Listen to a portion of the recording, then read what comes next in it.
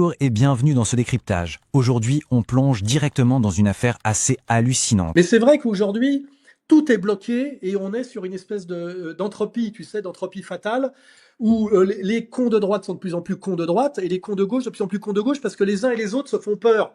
En fait, ils se nourrissent réciproquement, tu vois ce que je veux dire? Mhm. Ils s'aggravent de leur face à face, tu vois.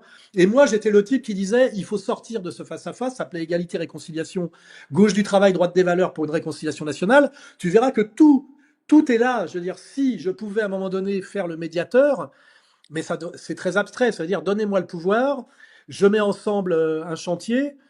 Alors la question c'est est-ce que la France pourrait avoir à un moment donné ce coup de peau où il y ait un personnage, c'est pour ça que moi je crois aux forces, tu sais, aux effets de structure, et en même temps, si tu veux, aux êtres providentiels, le type qui est capable de chevaucher le tigre, tu vois ce que je veux dire? Oui. Il faut les deux, il faut les deux, il y a toujours eu les deux, hein. À un moment donné, Alors, à on chaque sort du entretien qu'on a marasme. pu faire, on a dit qu'il y avait personne sous le soleil. Il y avait personne. Pour l'instant, il n'y a personne, et surtout pas dans ceux qu'on nous propose, tu vois, ça c'est clair. Mais en général, ces types-là apparaissent.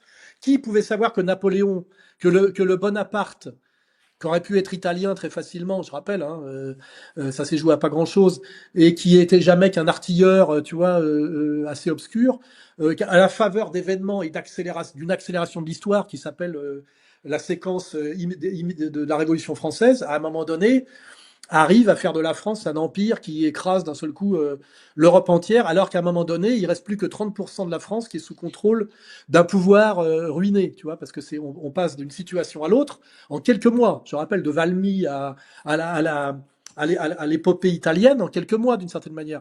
Alors, est-ce que l'histoire permet encore ces choses-là? Il y a des gens qui pensent que l'histoire n'existe plus. Moi, je pense que l'histoire fondamentalement existe puisqu'elle est toujours faite par des hommes qui fondamentalement n'ont pas changé malheureusement, parce que justement, il n'y a pas eu l'homme nouveau, n'a pas existé.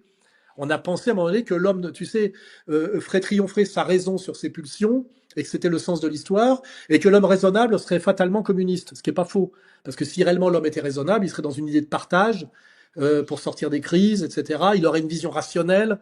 Et il serait, tu sais, comme quand on nous montre un extraterrestre qui aurait beaucoup d'avance sur nous, un espèce de géant sans muscles avec une énorme tête, très lent, et qui n'a plus d'affect, tu sais, parce que ça serait, en fait, on serait une civilisation de sages, tu vois. Mais en fait, rien n'a changé depuis les guerres du Péloponnèse. Je veux dire, alors, à la fois, ça rassure Nietzsche et Schopenhauer, et ça peut finalement désespérer les hegeliano-marxistes. C'est-à-dire qu'en fait, la raison ne s'est pas accomplie, n'a pas changé l'homme. On a juste effectivement progressé technologiquement, donc capacité par la raison, c'est-à-dire ce qu'on appelle l'universel concret, de faire des bombes de plus en plus puissantes, mais on n'a pas, de l'autre côté, ça n'a pas donné la raison n'a pas donné la sagesse. Ça a donné effectivement ce que j'appelle l'universel idéologique, les droits de l'homme, qui était quand même au nom duquel on a fait à peu près toutes les guerres les plus dégueulasses, hein, puisque c'est encore au nom des droits de l'homme qu'on fait toutes les saloperies en ce moment, hein, je le rappelle, hein.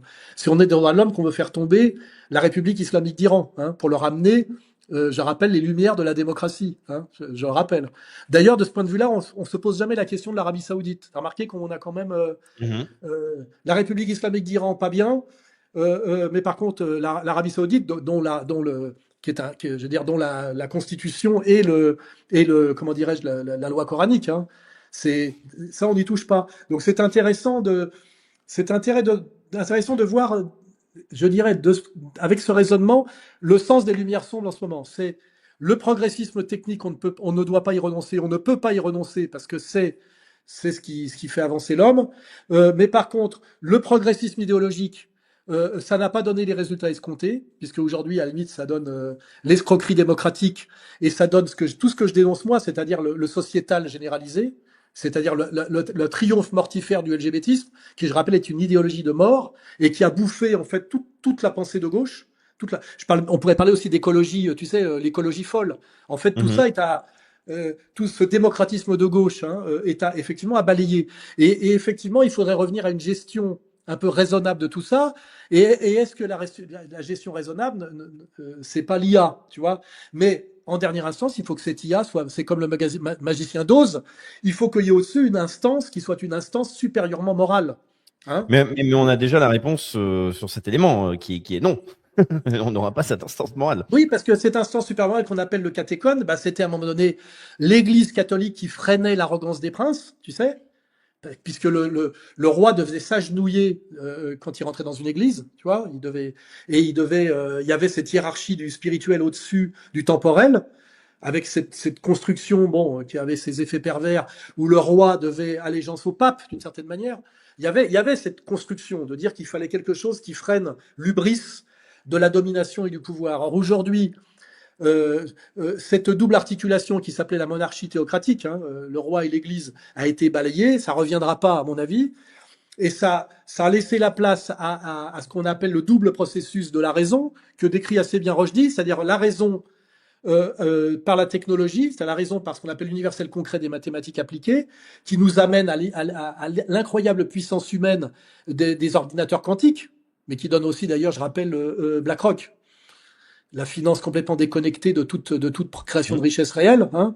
Et de l'autre côté, cette espèce de démocratie qui est devenue le contraire de son projet initial, parce que l'air de rien, elle a quand même été déviée systématiquement par ceux qu'on avait peur. Je rappelle que le moment clé pour nous, c'est le passage, c'est l'élection de Mitterrand, où on passe du social au sociétal, ce que j'ai parfaitement décrit par tout mon travail, où à un moment donné, ce qui est de gauche, c'est pas le plus juste partage du travail et des richesses, l'hôpital qui fonctionne bien, les pompiers qui fonctionnent bien avec des canadaires qui peuvent éteindre les incendies.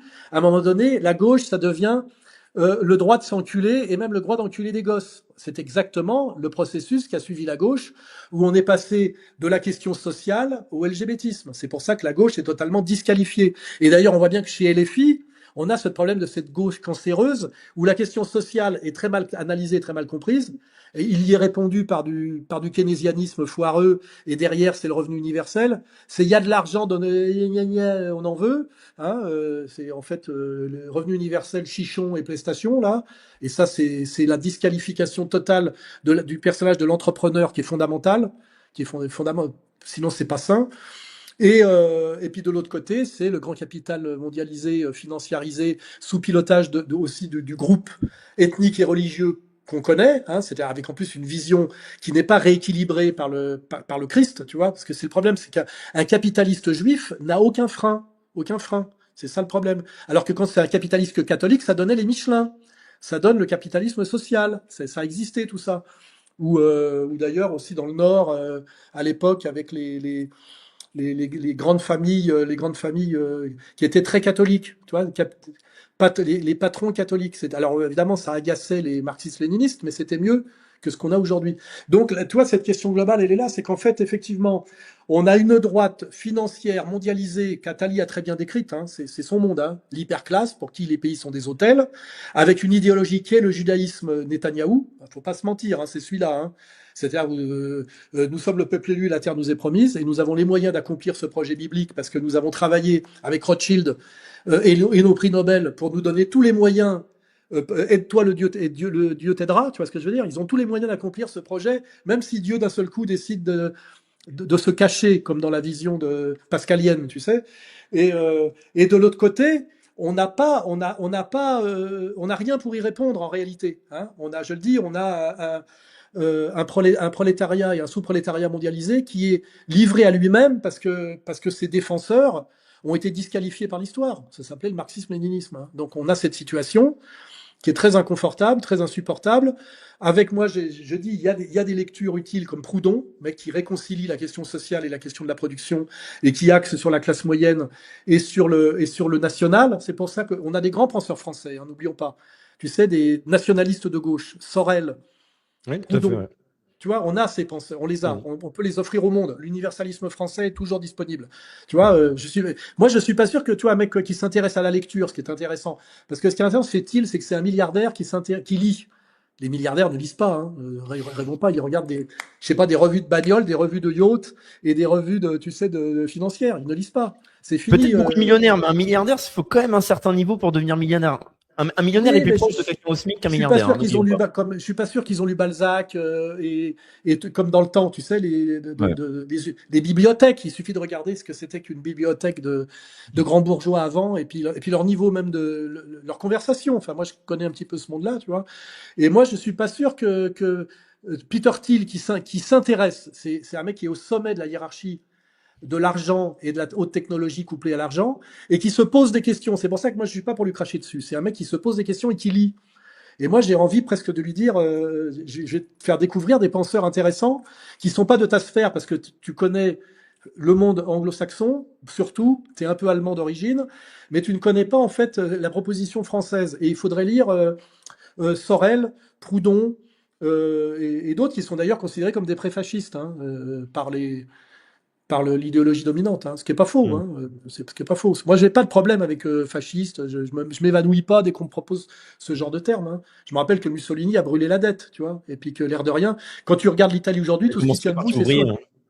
puis tout ce qui tient debout en Italie aujourd'hui qui a de la gueule, soit ça a été fait par les Romains de la grande époque de l'Empire, soit ça a été fait par Mussolini. Tout le reste, c'est la mafia, tu vois ce que je veux dire? C'est des chantiers pas terminés, tu vois.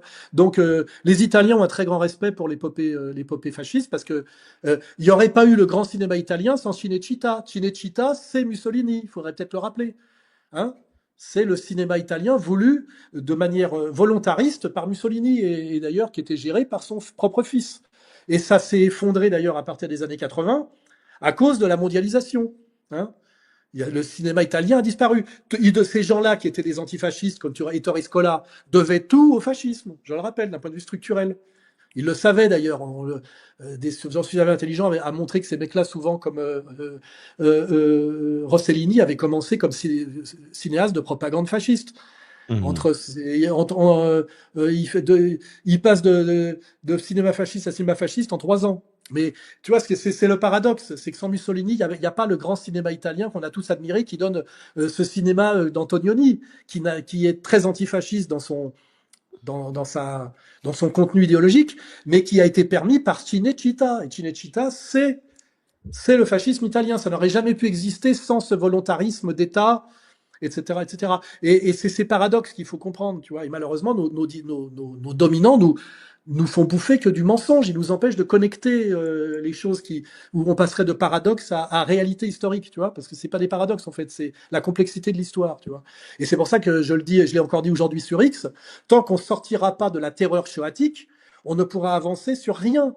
Parce que on se fait traiter de raciste par des racistes, on se fait traiter de fasciste par des fascistes. On ne peut pas mettre en place des concepts opératoires qui sont le judéo-nazisme, c'est-à-dire la réconciliation du peuple élu qui s'est mis à coopter ce qui restait de race des seigneurs. Hein, ça s'appelle les bandéristes ukrainiens actuels. Ça s'appelle l'idéologie dominante israélienne aujourd'hui. Hein, ce sont des judéo-nazis, comme le prévoyaient les Lebovitz dès les années 70. Et c'est pour ça qu'il faut qu'on sorte de tout ça. Et moi, je te dis, je pense que Thiel, s'il est connecté à tout ça, a les moyens critiques de ne pas en être l'esclave. Et je pense que c'est même la question qui se pose. Il a beau être beaucoup plus puissant et beaucoup plus riche que moi, il est quand même l'esclave de ces gens. Il est l'esclave de ces gens malgré tout. Il ne peut pas, et Trump aussi. Et je pense qu'ils ont quand même, et Vance aussi. Et je pense que toute la question de Vance, c'est est-ce que Vance va se libérer de ces esclavagistes ou pas? Qui nous empêche aujourd'hui d'avancer, de nous réconcilier avec nous-mêmes, c'est-à-dire de nous réconcilier avec notre histoire d'Européens helléno-chrétiens. C'est ce que nous sommes, des Européens helléno-chrétiens. Hein. Et c'est tout ce que ces gens-là détestent. C'est ce que j'incarne totalement. Je suis désolé, c'est pour ça que je suis l'ennemi public numéro 1 en France. C'est parce que je suis quelqu'un qui dit notre histoire et notre fierté, c'est d'être des Européens helléno-chrétiens. C'est d'avoir réussi cette synthèse. Et cette synthèse, d'ailleurs, chez les thomistes, s'appelle le logos. Mhm. Le logos, c'est le Christ, parce qu'il concilie la raison et la charité. Et quand on déconnecte la raison de la charité devient débile et devient majossiste. Ça s'appelle le gauchisme décolonial, anti, je sais pas quoi, anti-impérialiste. Ça consiste à mettre son genou devant l'abruti qui était Floyd, je rappelle, un drogué abruti, délinquant, multirécidiviste. Et de l'autre côté, par contre, si on déconnecte la raison du Christ et de la charité, ça donne l'ubris de l'homme sans limite morale, qui, par la maîtrise des mathématiques appliquées, peut très vite sombrer dans le diabolique, hein. C'est-à-dire la volonté de puissance décrite par Nietzsche sans contrepoids, sans contrepoids. Et malheureusement, ça donne aujourd'hui exactement l'arrogance d'un type comme Netanyahou, qui hier vient de déclarer la guerre potentiellement à la Turquie d'Erdogan. Ces types sont en train, par l'ubris comment dirais-je, de la certitude de la puissance, qui est vrai, ils ont la puissance, ils dominent le monde, c'est vrai, pas le monde chinois, mais ils s'en foutent. Ils dominent le monde parce qu'ils dominent l'Amérique, et ils dominent les mathématiques appliquées. Ils sont derrière l'IA, ils sont derrière Wall Street, ils sont même derrière Trump aujourd'hui. C'est vrai, ils sont les maîtres du monde. Mais le problème, c'est que leur idéologie est une idéologie destructrice, qui est basée sur le mépris absolu de l'autre et qui s'est prouvée par les travaux pratiques de Gaza. Voilà. On ne peut pas confier la gestion du monde à des gens qui ont fait Gaza. Et le danger la question que se pose, à mon avis, Thiel, euh, sans oser même la poser à haute voix et que moi j'entends dans sa propre tête, parce que je sais que c'est un antisémite structurel, c'est qu'il se pose cette question. On ne peut pas laisser palantir à des types qui ont fait Gaza. Ça s'appelle le diable qui prend possession du monde. Et c'est Le la problème, c'est question que qui se pose. en action, ça l'est. Oui, ça l'est, mais je pense qu'il est objectivement terrifié par ça. Je le sens. Sinon, il ne ferait pas des conférences d'1 heure et demie, il s'intéresserait pas à René Girard, il serait juste en train de se faire construire un yacht plus grand que le plus grand yacht du plus grand connard d'oligarque russe en train de rivaliser avec le plus grand connard saoudien, tu vois? Sinon, il ferait ça. Or, c'est pas ça qu'il fait. Ah, pas tout à fait ça, parce que je pense pas qu'il a renoncé au luxe pour autant, mais il se pose des questions, parce que moi j'écoute ces conférences d'1 heure et demie, et le fait qu'un mec comme ça se pose des questions, ça change tout. Les autres ne se posent plus. Le judaïsme est là pour que tu ne te poses aucune question. C'est dès le jardin d'Éden. Ça s'appelle, excuse-moi, c'est la question fondamentale d'ailleurs, c'est tu ne dois pas goûter à l'arbre de la connaissance du bien et du mal. C'est-à-dire que tu ne dois pas te poser de questions morales. Si tu m'obéis, tu ailles le jardin d'Éden, c'est-à-dire que tout est gratuit, c'est bon. Mais si tu veux comprendre par toi-même où sont le bien et le mal, tu auras froid et tu auras faim. Or, moi, je suis de ceux qui pensent, avec le serpent, et avec d'ailleurs mon camarade Laurent Guyénaud, que le serpent, c'est l'émancipateur. Il est absent. Un Dieu qui te dit, t'auras tout gratos si tu ne te poses jamais aucune question du bien et du mal, est un Dieu mauvais et qui fait un peuple mauvais. Et ça s'appelle les Juifs, d'accord? Les Juifs Ouais. en tant que concept, les Juifs en tant qu'entité métaphysique. Ces Et les gens-là ont catholiques, réellement ils pris, passaient les dents. ces gens-là ont pris le pouvoir effectivement du monde, ils sont dangereux et ils sont en train d'amener le monde à sa catastrophe. Voilà, ils sont le diable, c'est clair. Voilà, et je pense que Peter Thiel se pose cette question parce qu'il est très très lié à eux et il y est arrivé presque sans s'en rendre compte. Par quoi? Par un mec qui est doué en maths et qui serait à Silicon Valley et qui est ce qu'on appelle un geek. Tu vois ce que je veux dire? C'est le problème du geek. À un moment qu'il se retrouve qu'il a dans la main quelque chose qui n'est pas un ordinateur, c'est une arme. Et c'est une arme bien plus mortelle et bien plus dangereuse que la bombe atomique. Bien que déjà, la bombe atomique, c'était le même genre de Gugus. Hein. Je rappelle, tu vois. Et moi, Alain Soral, petit français, exilé, avec ce juif errant, tu vois, j'ai tout ça dans mon cerveau qui tourne là, tu vois. Tout ça dans mon cerveau qui tourne, tout en ayant des problèmes d'internet, d'eau potable, tu vois. C'est cette disjonction totale, tu vois, entre ma précarité et le fait que je suis connecté par ma réflexion avec Peter Thiel, qui est quand même peut-être l'homme le plus puissant du monde en termes parce que il est plus puissant que Musk pour moi. Musk, c'est quand même il n'a pas le niveau intellectuellement. Mais j'aime bien d'ailleurs parce que c'est grâce à lui que je peux dire tout. Oui, C'est oui, grâce à les lui deux que je restent. peux écrire toutes les énormités sur X, hein, qui tombent toutes sous le coup de la loi, tu vois. Hmm. C'est grâce à Musk que je peux continuer tu vois. Mais, mais ça n'abolit pas la loi, tu vois. Et la On loi espérait en derrière. tout cas du moins avoir des personnes avec un niveau de motivation, d'ambition et après de moyens, de vision tel un Thiel ou un Musk, mais français. On aurait très certainement besoin Bah de oui, personnes. oui, il faudrait des types qui soient au niveau. Mais toi, Rochdy, je vais être gentil, il est pas très loin, tu vois, il est pas très loin, mais il n'arrive pas, compte tenu de ce que des mecs comme moi ont pris dans la gueule de sa génération d'avant, à penser une quelconque possibilité d'action politique sans la soumission totale aux Juifs. Et en fait, c'est ça la réalité aujourd'hui qui est le présupposé en France. Tu ne peux pas, tu ne peux rien faire sans faire allégeance totale aux Juifs. Et même Mélenchon, c'est même pas lui qui a décidé de rompre avec eux. C'est eux qui lui ont dit ton truc, on n'en veut plus. Et il a dit mais mon truc, c'est vous qui me l'avez fait faire et j'ai consacré toute ma vie. Je vais pas renoncer à mes 15%, tu vois. Alors qu'en plus, il aurait pu être au deuxième tour en 2017 si Hamon s'était retiré. Il le sait. Et il aurait pu Hmm. battre. Il aurait pu battre. Et ça, il sait que ces mecs, ses potes là, avec qui il se tutoyait, hein, les Julien Drey, lui ont fait rater son échéance historique. Et lui, maintenant, il se venge en disant je reste le maître de mes 12% ou 15%. T'es très au-dessus de 5%, t'es riche. Riche au sens tu gères ta secte. Et Mélenchon, c'est pour ça que moi, il me gêne pas. Il est absolument pas la solution, de même que Marine n'est pas la solution, mais il est l'incarnation d'une trahison et d'une saloperie juive qui est allée jusqu'au bout, tu vois, c'est la trahison totale de la gauche mitterrandienne par ceux qui l'ont créée, tu vois. Et c'est bien fait pour eux, c'est le golem, tu vois, ils se le prennent dans la gueule, tu vois. C'est leur Frankenstein, tu vois. Et tant mieux, parce que c'est un vecteur de conscience. C'est pour ça que les gens comprennent, les cons comprennent rien à ce que je fais. LFI, c'est un vecteur de conscience. Ça te permet de comprendre pourquoi, comment dire, Julien Drey insulte aujourd'hui, tu vois, Mélenchon. Pourquoi? Parce que voilà, il faut continuer à articuler la logique des choses. Et comme ça, on a une vision cohérente de tout. Alors après, quand on a une vision cohérente, on peut choisir le sacrifice, pas le sacrifice, la collaboration, pas comme pendant la guerre. Tu peux aller avec les Allemands, tu peux aller sur le front russe, etc. Mais moi, ce que je reproche, c'est le manque d'ambition. C'est qu'aujourd'hui, un type, par exemple, comme Julien Rochdy, qui est tout sauf un imbécile et qui a écrit des livres qui m'ont même étonné, je pensais pas il a vraiment travaillé. Et il s'est découvert de moins en moins mauvais. Tu vois ce que Pour le salut, il est très bon, oui. Voilà. Il est de moins en moins mauvais. Et je suis étonné parce que au départ, je ne le trouvais pas très bon. Mais lui, il a admis qu'on ne peut pas faire sans l'allégeance aux Juifs. Or, ces Juifs ne veulent pas que la France renaisse. Ils ne veulent pas. Ils veulent nous terminer. Tu vois, ils veulent nous terminer. Ils nous en veulent pour Pétain. Faut pas oublier. Ils nous en veulent pour ils nous en veulent même pour la France fille aînée de l'Église. Ils nous en veulent pour Saint-Louis. N'oublie pas ça. N'oublie pas l'incendie de Notre-Dame. Et ça, il le sait. Et le problème, donc, c'est à un moment donné. Alors il va me dire oui, mais je mets un pied dans la porte, j'intègre et puis après je vais faire la révolution de l'intérieur. Ça ne s'est jamais passé comme ça. Ça ne s'est jamais passé comme ça. Je veux dire, tous les gens qui sont rentrés, tu vois, qui sont passés de l'extrême droite à la droite bourgeoise ou de l'extrême gauche à la gauche bourgeoise, c'est-à-dire d'un côté ce qui était le RPR ou l'UDR et puis l'autre le PS, ils ne sont jamais ressortis. Tu vois ce que je veux dire? Ils ont tous trahi, tu vois. Et quand je disais à Madelin, quand je disais à Madelin, quand je lui parlais à Madelin dans ce bar sur les quais qui s'appelait la Marine, je lui disais mais comment avez-vous pu trahir à ce point-là?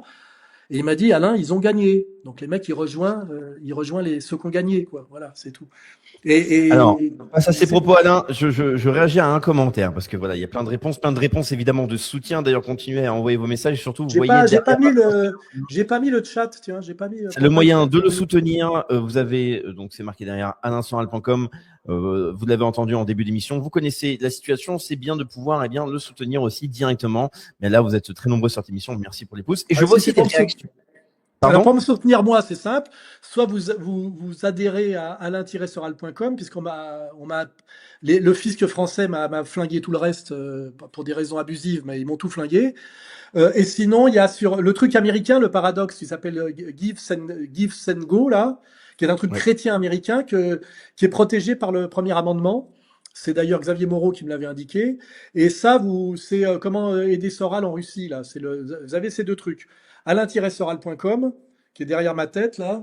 Voilà. Et ma cagnotte Give, Send, Go. Voilà. Donc, voilà. vous avez parce tous les liens. qu'effectivement, je vis effectivement de la charité publique, hein, je le dis. Hein. Bon, après, vous savez qu'il y a Contre-Culture, la maison d'édition. Il y a Fait et Documents, la lettre confidentielle, mensuelle.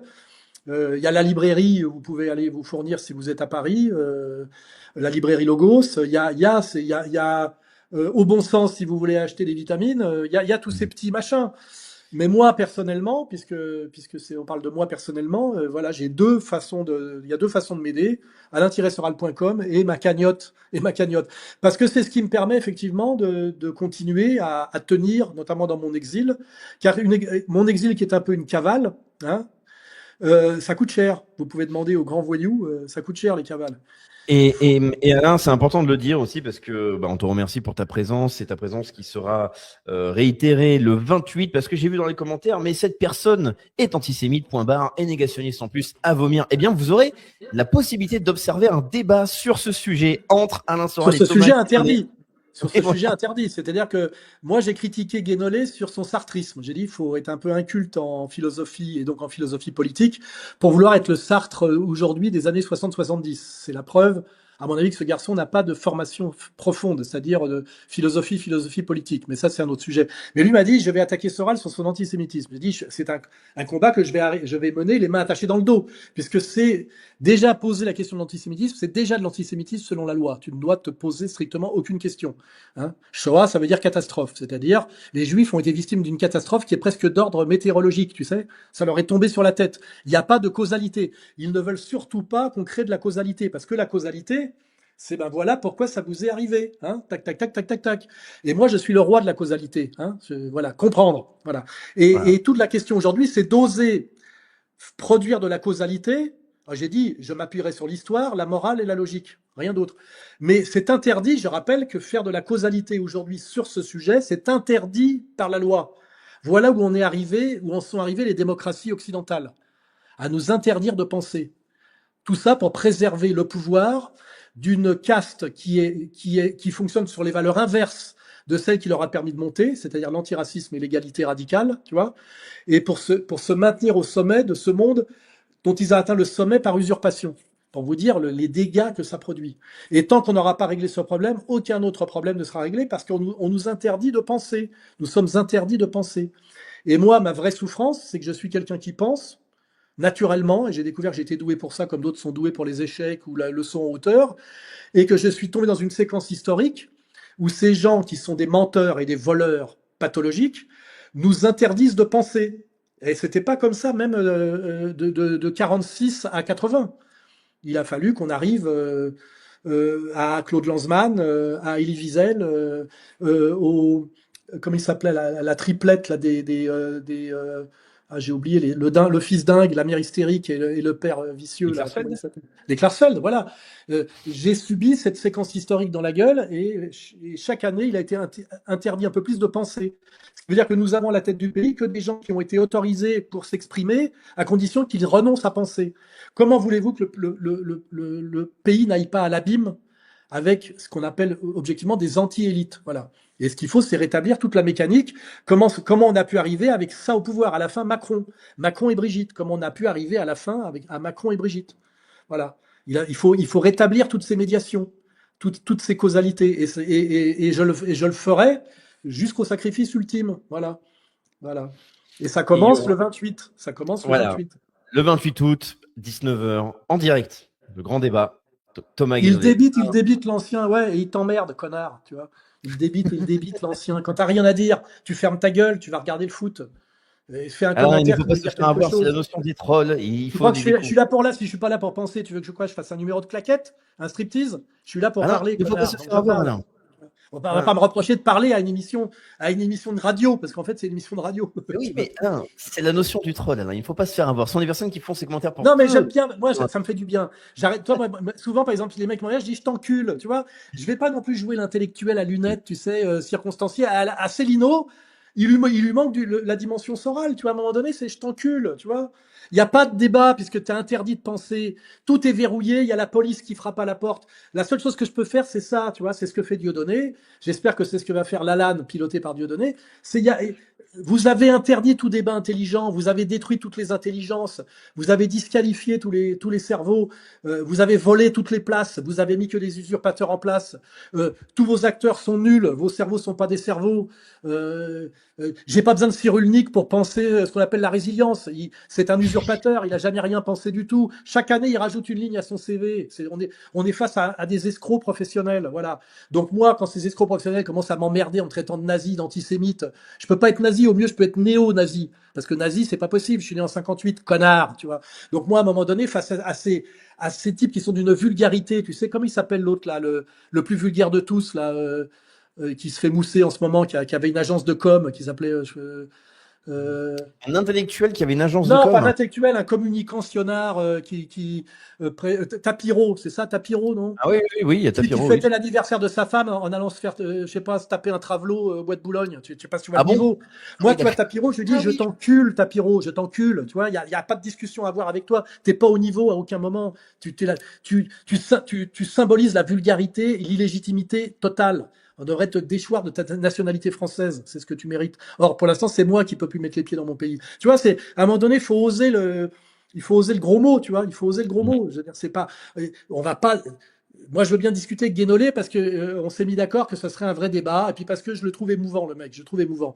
Il essaye, tout en étant sur la flottille de Gaza, tu sais, de lutter contre l'antisémitisme. Je sais pas si tu vois quand même les problèmes que ça doit poser de lutter contre l'antisémitisme tout en te faisant traiter d'antisémite et pratiquement cogné par les mecs que tu essayes de défendre. Je sais pas si tu vois quand même la dimension héroïque ou schizophrénique ou même comique, tu sais.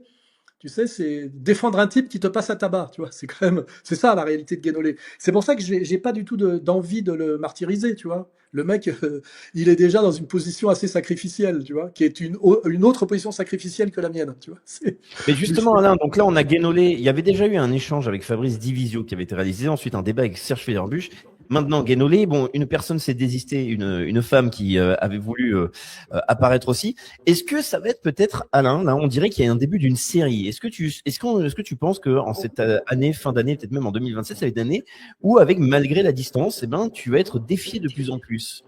Est-ce que ça Alors, je vais te t'intéresse? dire un truc. Moi, ça fait des années qu'en secret, et sans d'ailleurs jamais les balancer pour pas leur faire de tort, parce que je suis un être moral et que je pense que c'est très important, jamais confondre le privé et le public, c'est-à-dire les échanges épistolaires, etc. J'ai jamais diffusé de courrier, etc. Mais j'ai toujours discuté avec des intellectuels juifs, des rabbins, des avocats. Tu vois, souvent, c'est soit des avocats, soit des rabbins. Et des discussions très intéressantes, tu vois. J'avais sorti l'anecdote que même Rav von Chaya m'avait envoyé un de ses émirs pour me dire qu'il y avait beaucoup de respect pour moi. Parce que moi, je ne suis pas un débile qui comprend rien et un lèche-cul qui a tout compris mais qui obéit. Je suis identifié comme un mec qui réellement fait face. Et quelque part, de temps en temps, il y a certains qui trouvent que c'est une position finalement plus honorable, que soit plus honorable ou plus respectable, que de se soumettre ou de ne rien comprendre. Parce que moi, je pense que le juif, le truc qu'il déteste le plus, c'est le con de gauche qui lui dit: vous avez tellement souffert, heureusement que je suis là pour vous protéger. Le mec, il se dit: pauvre petit con, je suis le peuple élu, ma terre m'est promise. T'es une merde. Qu'est-ce que tu crois? T'as rien compris, tu vois, il méprise absolument. Tu vois, il y a pas plus méprisé que le gauchiste philosémite par un juif. Je le sais parce que voilà. En plus, ils me l'ont confirmé, tu vois, quand ils ont voulu me racheter. Qu'est-ce que tu fais avec ces cons, tu vois? Je dis non, mais moi je suis pas avec eux. Ce qui m'intéresse, c'est l'exactitude, comme disait le professeur. Et moi, je chevauche les idées. Et une idée en entraîne une autre. Et il n'y a pas d'affect, tu vois. C'est voilà. Enfin bon, Ben, je sors de cette parenthèse. Et ouais. je dialogue depuis toujours avec des juifs. Et là, je vois que la petite, comment elle s'appelle? Seban, comment elle s'appelle là? J'ai Ah, oublié le nom. j'ai complètement oublié son prénom, je suis désolé. La petite Ouais. Shohana Seban, tu vois, qui est une petite juive française issue, je crois, d'un milieu un peu populaire, donc qui a dû se choper la racaille ethnique dans la gueule et toute cette merde, et qui, elle, s'en est sortie par les études, etc. Je comprends son cheminement. Tu vois ce que je veux dire? Il faut comprendre l'autre, c'est très important. Mais pour ça, Alors, on nous faut dit Shannon dans le Shannon, chat, apparemment. Donc je, voilà, on laisse. je, je, je comprends qu'avec son jeune âge, etc., elle comprend pas qui je suis et de quoi je parle. Elle peut pas. Elle voit effectivement sa petite situation de juive de banlieue, née dans les années 2000 ou 90 plutôt. Ouais, 90, etc. Je comprends. Après, le problème, c'est qu'il faudrait. Alors, elle voulait dialoguer avec moi, ce qui est pas une mauvaise démarche. Parce que soit tu penses que Soral est fou ou que Soral est nazi et que ce qu'il veut c'est voir des morts, tu vois, comme les juifs qui jouissent d'aller regarder les Gazaouis se faire massacrer, tu sais, en achetant des bouteilles de coca, c'est tout ça, eux le font. Mais les autres se disent, bon, Soral, c'est ce que m'avait dit une autre intéressante dont je dirais pas le nom, mais qui était une juive antiféministe intéressante et qui voulait dialoguer avec moi. Elle m'avait dit, t'es tout sauf un con. Si tu penses que tu penses, c'est que tu dois avoir des raisons, j'aimerais les comprendre. Voilà. Et là, il y a un début de dialogue. Et on voit bien qu'il y a cette volonté de dialoguer, soit par stratégie, genre Soral est incontournable, on a essayé de le détruire, on a essayé de le tuer, on a essayé de le disqualifier, on a essayé de l'humilier, on a essayé de le racheter, ils ont tout essayé, me ridiculiser, me racheter, ils m'ont mis tout dans la gueule, tout, tout. Bon, ils m'ont pas tué, évidemment, pour l'instant. Et à chaque fois, je me suis renforcé. En réalité, à chaque fois, je me suis renforcé. Voilà. Et à Maurice, ils se disent, il faudrait peut-être finalement qu'on discute avec lui. Alors, il y en a qui doivent se dire ça. Comme à l'époque, le rabbin Corsia, à l'époque, voulait discuter avec Dieudonné. Parce que j'ai vécu toute cette époque Dieudonné, comment les Juifs, qui sont les maîtres de tout, se servaient des associations antillaises, tu sais, c'est la minorité des minorités qui gère toutes les minorités, tu vois. Et au début, ils essayaient de calmer Dieudonné, de le récupérer, de lui envoyer des émissaires. Et comme j'étais à côté de lui, j'ai vu je sais tout comment cela fonctionne, tu vois. Et puis Dieudo est resté intraitable. Et puis voilà, à la fin, ils se sont dit, bon, ben, on va le massacrer. Et t'as vu, tous les jours, tous les jours, tous les jours. Et ils se servent pour ça de la République française, de la loi républicaine. C'est ça qui est dégueulasse. C'est pas eux-mêmes qui font le boulot. Ils se servent comment ça s'appelle, de ces fonctionnaires d'État dégueulasses, là, qui ont renoncé à tout ce qui devrait être normalement leur mission. Des préfets. Tu vois, ils se servent des préfets. C'est ça pour moi, j'ai dit, ce qui me dégoûte le plus, c'est pas le pouvoir juif, c'est la soumission goy qui permet ce pouvoir. Car il suffirait juste de se tenir correctement et de refuser certains pactes et certaines allégeances pour que ce pouvoir n'existe pas ou qu'il soit réduit à ce qu'il devrait être, c'est-à-dire un pouvoir communautaire parfaitement identifié, comme il y a un lobby breton, même le lobby arménien, etc., ou le lobby libanais à l'époque, tu vois. Je demande rien de plus, moi, tu vois, que ça redevienne. Ces gens sont doués pour les affaires, ça peut même être utile. C'est ils ont le goût du capital risque, très bien. Mais le problème, c'est qu'ils sont allés bien au-delà. Il faudrait les ramener à quelque chose où ils redeviendraient, comment dirais-je, positifs pour la société globale, tu vois. Et c'est jouable, c'est jouable. Absolument. Mais Alain, j'ai une question. Donc, au niveau des souhaits et des désirs, donc là, ce serait pas forcément dans l'angle d'un débat pour voir affronter quelqu'un, mais ce que je disais précédemment, c'est qu'il y a de plus en plus d'ouverture envers ta personne pour pouvoir t'inviter, faire des interviews quand même. Il y a quand même de l'exposition et là également des débats. Avec qui aimerais-tu pouvoir échanger publiquement? Pas forcément un débat d'opposition. Que ce soit sur un sujet qui te passionne, un sujet que tu considères comme n'ayant pas assez développé, qui peut être de niche ou non, quelles sont les personnes avec qui tu aimerais vraiment pouvoir discuter vraiment publiquement, que ça puisse faire un échange enregistré? Bah, par exemple, Emmanuel Todd, il est très bon, il est très rationnel. En même temps, il se sent juif parce il a dit, Soral est un antisémite. Ça m'agace, les mecs qui pensent que c'est pas un concept opératoire antisémite. Ça ne l'est pas et ça ne l'est plus. Moi, je pense que ça l'a jamais été, mais ça l'est moins que jamais. Et ça m'énerve de voir un type qui est coincé quand même qui n'a pas déchiré le voile, tu sais, de la tribale. Il se sent pris. D'ailleurs, il est très mal à l'aise par rapport à Gaza. Il n'a pas à se sentir mal à l'aise par rapport à Gaza, même, tu vois. Gilad Atzmon, il dit à un moment donné, ça m'intéresse pas. Quand tu demandes à Claude Lévi-Strauss, anthropologue structuraliste qui a beaucoup étudié les sociétés primitives, etc. Quoi qu'on pense du structuralisme en anthropologie, c'est un autre sujet de façon que personne maîtrise, donc j'ai pas besoin d'en parler. Mais je veux dire, quand on lui parlait de la question juive, parce qu'il s'appelait Claude Lévi-Strauss, il dit ça ne m'intéresse pas. Ça m'intéresse pas. C'est pas parce que, tu vois, c'est pas parce que, tu vois. Et pareil, ce grand philosophe hongrois qui s'appelle Georg Lukács, qui est l'auteur de Histoire et conscience de classe, qui dialogue avec Heidegger de Être et temps, pas avec Sartre, hein, qui est de la merde. Ça, c'est pour Ganolet, mais vraiment, je vais essayer de lui expliquer comme quoi l'être et le néant, c'est pas Être et temps, hein, c'est de la merde. Et le mec, il dit, voilà, il dit, la question, vous me dites que je suis juif, cette question ne m'intéresse pas, c'est pas intéressant. Je suis un grand philosophe dans la séquence, tu vois, hegeliano-marxiste, qui essaye de faire de l'ontologie marxiste, tu vois. Et il dit, arrêtez de m'emmerder avec la...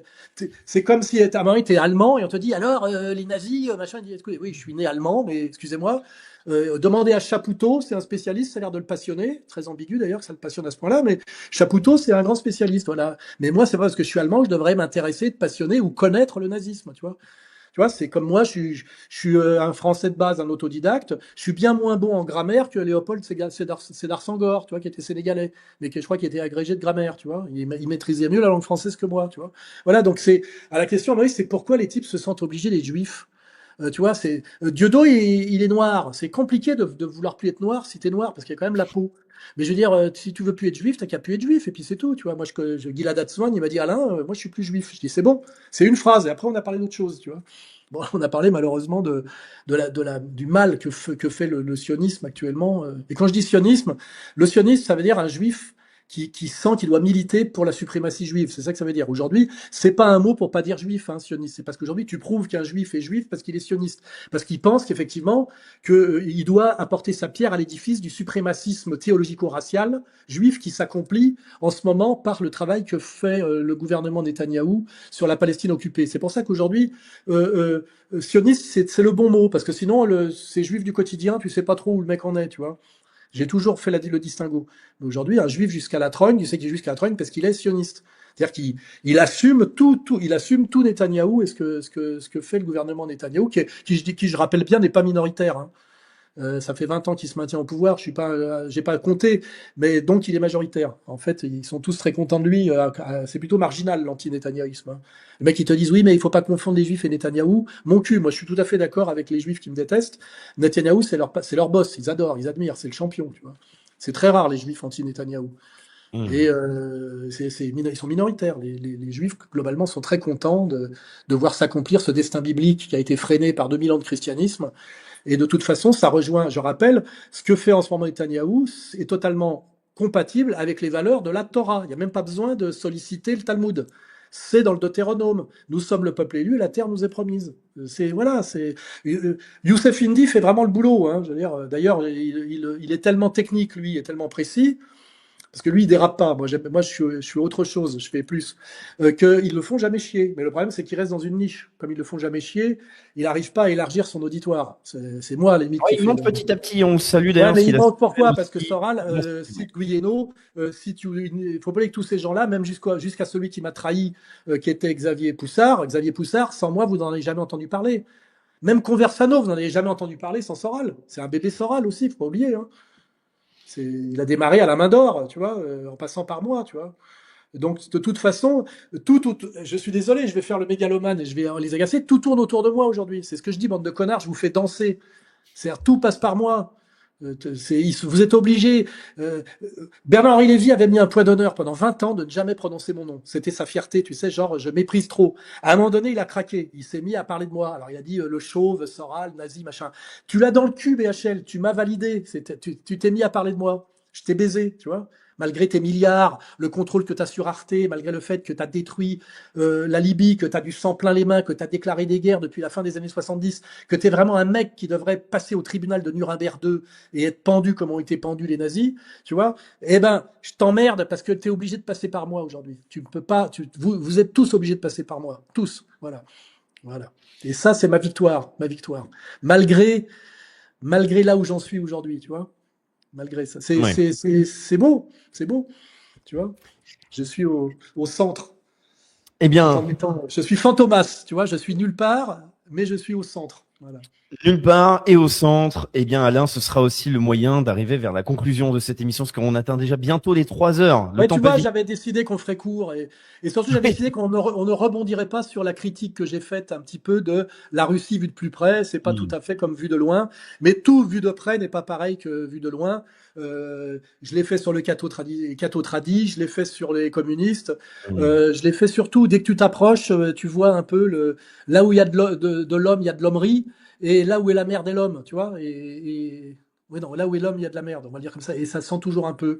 Donc effectivement, si on veut rester dans le ciel des idées, c'était l'idée de la trahison des clercs, là, qui était très très mal compris, la trahison des clercs. C'est-à-dire que le clerc ne doit pas s'engager en politique. C'était attaquer les clercs, les intellectuels engagés à gauche, hein, les gens qui n'ont rien compris, hein. La trahison des clercs, c'est une connerie cette phrase, la trahison des clercs. Ça veut dire on doit rester dans la tour d'ivoire de la pensée pure, ce qui est complètement prétentieux et con. C'est qui? C'est Binda, ça? Je me rappelle plus, la trahison des clercs. C'est l'un ou Ils vont l'autre. nous Je me le rappelle. dire dans le chat, parce que nous avons plein de C'est personnes. souvent compris à l'envers. C'est souvent compris à l'envers. Tu vois, parce que de toute façon aujourd'hui plus personne n'a ce genre de référence. On a changé, je te dis, on a changé de séquence historique totalement. Aujourd'hui c'est woke, cancel, LGBT, lumière sombre. Tu vois, là on est sur le présent. Le reste, même moi j'ai été obligé de m'y mettre. Tu vois. Voilà. Et j'ai sorti une synthèse assez balèze, qui est d'ailleurs dans le prochain Géopolitique profonde, je crois. Hein. Exactement, voilà, et ça permet de le rappeler, puisque là, je disais, vous avez Alain les sur la trois, les trois raisons qui font que les lumières sombres sont à la mode. Parce que, en fait, c'était une phrase que je dois à Obalk, d'ailleurs, parce que de temps en temps, il n'a pas dit que des conneries, lui, même si c'est. Victor Obalk. Ouais, parce qu'on a écrit notre premier livre ensemble. C'était mon meilleur ami quand j'avais 20 ans. Et lui, il est juif jusqu'à la trogne, talmudiste, tout ce que tu veux, mais c'est tout sauf un con. Et il avait sorti cette phrase incroyable, d'un point de vue de la pensée. La mode est suivie. Non, la mode est créée par ceux qui la suivent. Tu vois. C'est une phrase géniale. Parce que sinon, ça prend pas. Tu vois ce que je veux dire? Tu peux créer ce que tu veux. Si les gens, tu peux inventer le blue jean. Si les gens n'en portent pas, personne ne saura que tu as inventé le blue jean. Donc, et c'est comme, moi, je m'étais posé la question géniale, pas de moi, mais qui était un truc sans réponse. Qui invente les histoires drôles? Les histoires drôles sont inventées par ceux qui les racontent. est-ce que tu as déjà remonté à l'origine d'une histoire drôle? Est-ce que tu as des mecs qui ont déposé des histoires drôles? Et est-ce que tu as la mec qui dit, tu sais, les histoires drôles qui sortent, en plus, elles sont toujours liées à l'actualité, tu sais? Ouais. Quand les Italiens, on les avait battus à la dernière seconde par Trezeguet, tu sais, sur la Coupe d'Europe de football, on avait dit, tu sais comment on rebouche une bouteille de champagne? Demande aux Italiens. Tu vois, c'est une vanne hyper drôle. Elle est fortement inventée par un mec à un moment donné sur ce truc précis. Or, il n'y a jamais aucun mec qui touche des droits d'auteur sur l'histoire drôle où tu peux prendre un mec. Alors évidemment, les mecs qui font des sketchs, tu dis, bah, Coluche, il a fait ceci, cela, tu vois. Mais le mystère des histoires drôles, et les histoires drôles sont inventées par ceux qui les racontent. Et à mon avis, il y a un processus de perfectionnement qui fait que il y a un mec qui dit un truc qui est un peu marrant, comme moi ça m'arrive des fois dans la conversation de sortir des trucs un peu marrants, et puis un mec qui la peaufine un peu, puis un troisième, puis à un moment donné ça devient une vraie histoire drôle avec son début, son inattendu et sa fin, tu sais, sa fin qui est toujours le fait que ça produit, tu sais, une explosion d'inattendu. C'est pour ça que c'est drôle, parce que tu t'attends pas à la chute, tu sais, la chute, la mise en place, le moment Mhm. moyen et la chute inattendue. Et ben la question, qui invente les histoires drôles, tu vois? Là, on est vraiment dans une question profonde de l'intelligence dialectique, tu vois.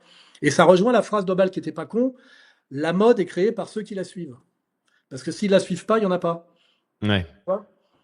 Donc, et moi, qui m'intéresse à la pensée, tu vois, la pensée pure, notamment la pensée dialectique, la pensée en mouvement, eh ben, c'est des trucs, tu vois, j'attends qu'un mec me sorte une thèse sur qui invente les histoires drôles, le processus d'invention. Parce que toute notre vie, surtout quand on est français, c'est des histoires drôles. Il y a tout le temps des histoires drôles qui sortent. Et souvent, d'ailleurs, tu vois, par exemple, machin, ne dit pas que des conneries, il en écrit aussi, tu vois. À un moment donné, Ouais. il y a un mec qui l'a sorti, celle-là.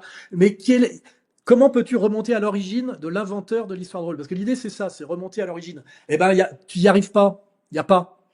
C'est des inventions sans inventeur. C'est quand même, et c'est des produits collectifs. C'est des produits, il n'y a rien de plus populaire et collectif que l'histoire drôle. Tu vois? Et à chaque fois, il y en a une qui tombe, tu vois, c'est une nouvelle sur des personnages, des situations, etc.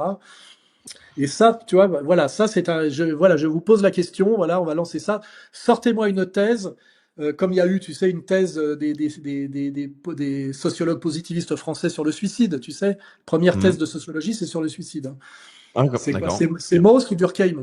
Excusez-moi, ça doit être Mauss, mais et ça serait une thèse de sociologie positiviste, un vrai travail sur les histoires drôles. Qui invente les histoires drôles avec des exemples Durkheim. précis. Bien joué. Ouais, c'est dur. Ouais, c'est dur. Oui, oui, bah moi j'ai une vraie culture. Comme disait. Alors t'as vu, il y a la fille qui est quand même bizarre en plus, qui est la fille de cet économiste libéral que j'attaque souvent là, le grand de droite du Sud-Ouest là. Comment il s'appelle que j'attaque souvent là, qui avait filé de l'argent à Zemmour. Il lui a filé 200 briques. Il voulait Ah, prendre. Gave. Gave, tu vois. Et j'ai découvert récemment que, alors il y a la fille Gave qui s'est mis à dire, on peut dire ce qu'on veut de Soral, mais il a une sacrée culture classique. Guénolé va s'en prendre plein la gueule et la petite Séban aussi. Alors qu'elle, elle était pas, très hostile envers moi. Et un autre avec qui j'étais fâché à mort parce que je voulais même lui péter la gueule, qui est Choprade. Choprade, il poste sur X, tiens bon Soral, Oui, j'ai vu genre. Choprade. Mais qu'est-ce qui se passe? C'est les mecs en ce moment, ils ont fait un Regarde. chemin sans doute de trahison, de soumission qui s'est mal fini. Ils voient quand même la situation objective se dégrader et ils ont face à la catastrophe un sursaut moral, tu vois, sursaut moral, sursaut de dignité. Et moi, je me dis putain, il y a quelque chose de presque religieux là-dedans ou magique, tu vois, qu'à un moment donné, un type comme Choprade, où vraiment lui, putain, je vais pas rappeler ce qui s'est passé avec lui, mais vraiment, on peut pas faire Ah, c'est pire, pour tu ça vois. que c'est assez étonnant. C'est vrai que Et quand je même, l'ai et vu. même Rissen, avec qui j'étais très fâché à cause de notre avocat commun à un moment donné, je vais pas revenir, mais je Hmm. l'estime terriblement en faute sur cette histoire. Je vois très bien que quelque part, il m'est pas hostile, tu vois ce que je veux dire. Ah, mais ça, je tiens à le dire, et d'ailleurs, je le salue parce qu'on s'est encore eu Bah, récemment. Il il était voit bien venu que sur la Soral télé. fait le boulot, tu vois. Soral Et fait le boulot il et a que même c'est un apporté un boulot. soutien renouvelé immédiat. Bah, surtout que Tout à c'est un fait. boulot qu'on ne peut faire que collégialement. Je vais pas dire collectivement, mais collégialement. Le problème, c'est que chaque fois que tu y vas tout seul, tu sors de la tranchée, tu te fais fumer. À un moment donné, il faut sortir à plusieurs. Et le problème, c'est qu'on a toujours eu du mal, et moi, c'est ce que je voulais faire avec Dieudo, c'est coordonner les sorties de tranchées sur ce sujet central, qui est la dictature shoatique, et qu'il fallait que ça vienne de la gauche, de la droite, tu vois, de chrétiens, de laïcs, tu vois. Il y en a un qui est très intéressant en ce moment, qui est pas loin de ça, et qui me détestait parce que sa fille était AER. C'est l'ancien l'aristo communiste, là, comment il s'appelle? Putain, j'ai des problèmes avec les noms propres. De Bon. Castelnau. De Ah, Castelnau. sur X, putain, il y va de plus en plus fort. Et je pense qu'il a compris, il pensait que j'étais un salaud dans le temps, et il reprochait à sa fille d'être AER. Et moi, je pense qu'il a fini par comprendre qu'en fait, Ouais, surtout, je il a une disais vrai. position très claire et courageuse sur le conflit Oui, israélo-palestinien. Et mais d'ailleurs, il y a eu un petit conflit avec Berkoff, je ah bah crois. oui, oui, parce que Berkoff, c'est Berkoff, quoi, hein, que je connais très très bien. C'est mon premier éditeur. Je le connais depuis 1980. Je l'ai connu au Palace, au bar du Palace. Et le problème, c'est que moi, je connais absolument tout le monde. Et je les connais les mecs depuis, tu vois, depuis 40 ans, tu vois. Là, je suis assez imbattable avec. Puis j'ai fait les documents derrière aussi. Je sais tout sur tout le monde, ça aide, tu vois. Et tu vois, Castelnau, c'est l'effet Gaza. Par Gaza, Castelnau a compris que Soral n'était pas un salaud, tu vois, et qu'on pouvait à un moment donné, même avec une bonne culture marxiste, comprendre ce qui s'était passé en Europe dans les années 30 Et et très que courageux. je sais pas comment dire, l'antifascisme communautairien, qui est un peu son problème au départ, puisque tout ça, c'est Staline qui a mis ça en place pendant la guerre froide, ne permet pas de comprendre la complexité de l'époque, de cette époque, qui est très décisive pour aujourd'hui, ce qui s'est passé entre 1918 et 1939. Si tu comprends pas ça, tu peux rien comprendre. Alors, parce qu'après, il faut comprendre ce qui s'est passé entre 45 et 80, tu vois. Et tout ça, tu sais, c'est une pièce montée, tu vois. Et après, et avant, évidemment, il faut comprendre ce qui s'est passé entre la Révolution française et la Troisième République. Et avant, il faut comprendre ce qui s'est passé entre Montaigne et la Révolution française. Enfin, tu vois, tu n'en finis jamais parce qu'après, à un moment donné, je parlais avec Forisson, on parlait du pro-Flacco de Cicéron, c'est-à-dire la manière dont Cicéron avait été le défenseur du proprêteur Flaccus, qui était donc un collecteur d'impôts, qui était accusé de détournement de fonds par la communauté juive romaine, alors qu'en fait, il était de bonne foi et que c'était les juifs romains qui avaient menti, comme ils l'ont fait d'ailleurs avec l'affaire Bakri, qui est le début de la colonisation de l'Algérie, c'est l'affaire Bakri. Tu vois, Mhm. c'est-à-dire qu'à un moment donné, tu discutes de comment les Juifs à chaque fois se débrouillent pour foutre la merde, déclencher des guerres, et s'enrichir sur le chaos qu'ils ont déclenché, c'est-à-dire sur le bain de sang de Goy, et ben tu arrives à aborder l'affaire Bakri, quand tu t'intéresses à ce qui a déclenché en partie la colonisation de l'Algérie par la France. L'affaire Bakri, intéressez-vous. Et moi, j'aimerais qu'Auria Boutelja s'intéresse à l'affaire Bakri, je lui avais fait découvrir le décret Crémieux. Elle en a parlé parce que j'avais mis le nez dedans, tu vois. Rappelle-toi, à Ouma, quand les mecs me parlaient du pétainisme, je dis qu'est-ce que tu as reproché à Pétain, connard de franco-algérien? Il a abrogé le décret Crémieux sous Pétain, d'accord? Et il a été immédiatement rétabli malgré les motifs de sétif après-guerre. Donc il faut être très très con pour s'en prendre à Pétain quand tu es un décolonial algérien, tu vois. Tu vois, Mhm. tout ça, je leur ai tous mis le nez dans leur caca, tu vois, parce qu'ils ont pas de couilles. Et le mec, il pense qu'en attaquant Pétain, il va avoir une place. Tu crois que les mecs là de Houma, on leur a fait une place? Tu vois que les mecs qui gèrent les places, les minoritaires qui gèrent les places des autres minorités, ils ont fait des places aux mecs d'Ouma.com. Ah non, aujourd'hui, les mecs d'Ouma.com, ils en prennent plein la gueule comme les filles, tu vois. Ils sont montrés Mhm. du doigt pour se faire lyncher par la foule des droits tardés qui, eux, sont surarmés en ce moment pour être légitimés, tu vois. Voilà. Et Soral a annoncé tout ça dès les années 90. Je vous ai prévenu exactement de ce qui vous arriverait à tous. Voilà. Voilà. Et c'est ce qui fait quand même que effectivement, je ressens un certain respect, tu vois, parce qu'il y a le courage, il faut, et puis il y a aussi le travail de débrouiller toute cette merde. Parce que les autres, c'est les spécialistes du billard à 3 bandes, 4 bandes et 5 bandes, hein. Tous aller dans la colère du Christ, n'oubliez pas, hein. Voilà les amis, nous sommes parvenus au thème de cette vidéo. J'espère qu'elle vous a plu. Si c'était le cas, n'hésitez pas à liker cette vidéo, à la partager, abonnez-vous à ma chaîne et activez la cloche de notification pour ne manquer aucune de mes prochaines publications. On se donne rendez-vous à la prochaine vidéo. D'ici là, portez-vous bien. Bye.